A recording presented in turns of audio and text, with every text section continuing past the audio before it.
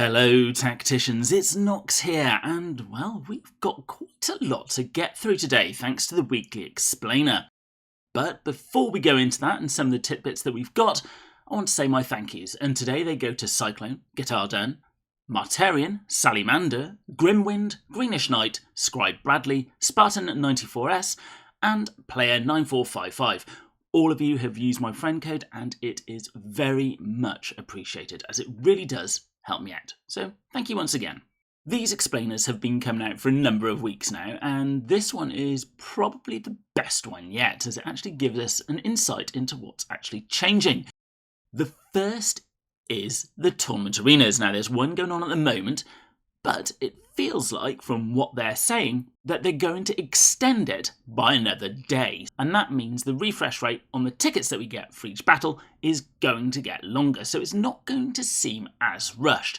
Now, I saw a lot of requests out there saying maybe we should just extend the end of it without the tickets refreshing, so people in various other time zones aren't having it end at midnight their time. So I still think there is work to be done here, but this is certainly a step in the right direction. The next step is the Guild War, and they are addressing concerns about inactive guild leaders. And to try and combat any issues here, they're reducing the number of days for a guild leader to be inactive before they promote someone else within the guild, obviously starting with the highest ranked one to begin with. So if any of you out there are in a guild and are concerned, hopefully this will belay those concerns, or if not, get hold of whatever guild leader you have now and make sure they pass the reins over so that you are ready for the Guild War when it comes. Next up is they're giving us a teaser about the World Eaters, and in particular the Blessings of Khorne. Now in the Hobby Hub, we've been told that it deals 3% more damage and receives 3% less psychic damage for each unit that was defeated in melee this battle, and it counts up to a maximum of 8 defeated units. The image that we have been given says 3% more damage and receives 8% less psychic damage.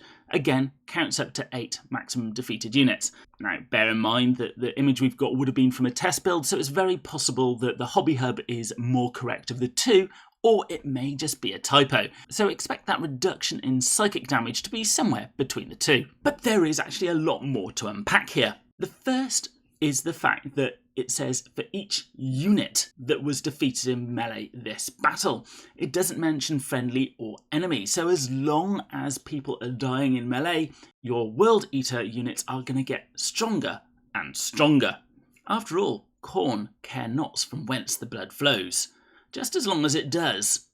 The second thing is, unlike Arjak, whose hammer only gets stronger when named characters are killed, this is anything. It could be a Tau drone, it could be an Imperial Guardsman, it could even be a Grot. As long as something is dying in melee, the World Eaters get stronger all the time. This does seem to be a very powerful faction ability. And the final thing is, it says just more damage. It's not melee damage, it's all damage that they do. So any ranged attacks that they have, such as the Flamer in Rask's hand, that's also going to do 3% more damage. And that will increase up to 24%. That's a lot of extra damage, just for killing things in melee. This faction is going to be one to watch out for in the TA, especially with Ragnar being so prevalent. And it doesn't even end there. They then tell us that Ras the Terminator has a passive ability called Wrathful Devotion that gives him and adjacent units a 1-round damage absorption shield. I'm guessing very much like Thormachus, for defeating enemies in melee combat. So those Ragnar teams are going to be around for some time. And finally, the great rework. Although this isn't about the orcs, it's about Shadowsun. Increasing the viability of all units is always a good thing. And we'll start with Shadowsun's movement, which has been increased to 4. Now this is actually a huge improvement because of the Rogel Dawn battle tank. Shadowsun is now going to be much more viable against this tank and is going to be another tool for people to use. The command link drone spawned by the Exemplar of the Koyon, which is her active ability, is now stationary and has a new visual effect to stand out on the battlefield, so that's not going to try and run into close combat, which is a good thing. And the range for the command link drone's Defender of the Greater Good has been increased to 2 hexes, and I guess this is to make up for the now stationary part of it.